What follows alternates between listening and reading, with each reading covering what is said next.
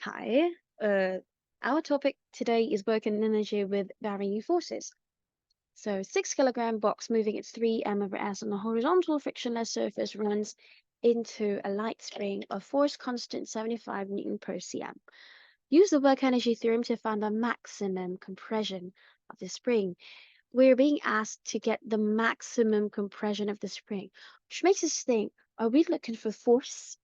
Are we actually looking for displacement? Well, you're right. We're looking for something in meters.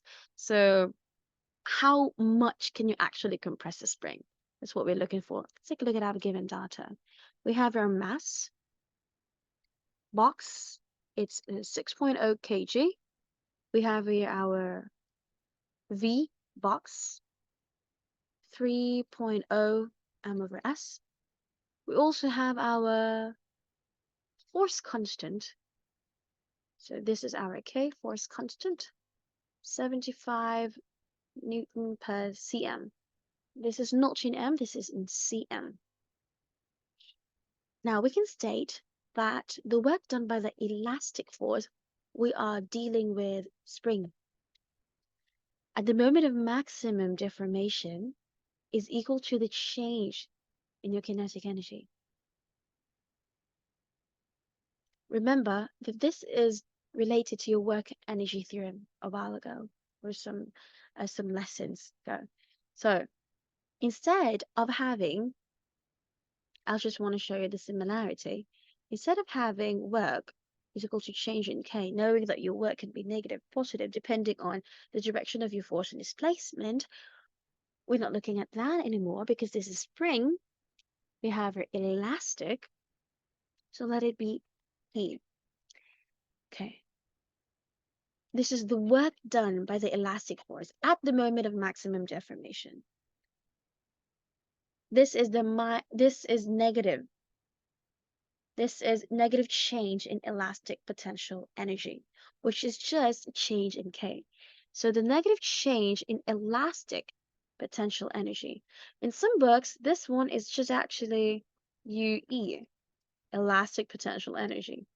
It is also fine in this case. Now, we know that K is just K2 minus K1. Okay. But in general, your K is given as 1/2 mv squared. And your elastic potential energy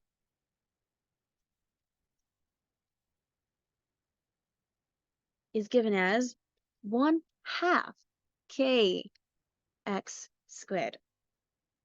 Now, if you're looking at, excuse me, I forgot the delta there. If you're looking at the negative here is quite displaced. The change, I'm just trying to put negative. All right. The change, it must be elastic 2 minus elastic 1 equals K2 minus K1. So let's do it like that. I'll just give us E, so it's elastic, okay? E2 minus E1, this is not total mechanical energy, please remember that, equals K2 minus K1. Right, let me move it here. Whoops, sorry. That's embarrassing. Next, E2, that will just be 1/2 kx2 squared minus 1/2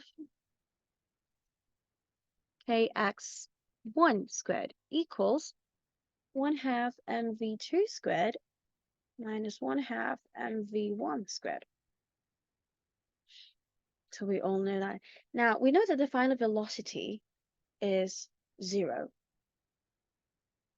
Since the object or the box in this case is stopped at an instant. So that is your final velocity. So if your final velocity is 0, then we would be having 0 values for your k. So which k here? Final velocity. So this one would be 0. What else do we know? Also, if you're talking about initial spring or initial state of the spring wherein it's not compressed. Your initial x, must also be 0. Initial x can be found here. So that is also 0. Now, let's have the more simplified version of this. 1/2 kx2 squared is equal to 1/2 mv1 squared. So again, kx2 and then mv1 squared. We are looking for the maximum compression. We're not looking for v, we're looking for x. So this is the maximum compression of the spring. This is your final x or your second x.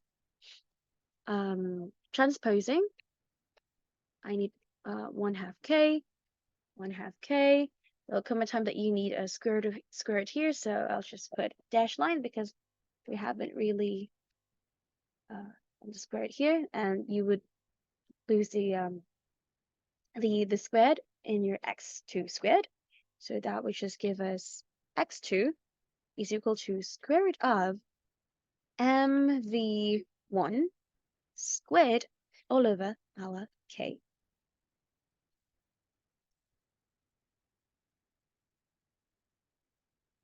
Let me put it here. It's just a continuation over there. Now, plugging in the values, my m is 6 kg, square root of 6. My v1 here is 3 squared all over my 75.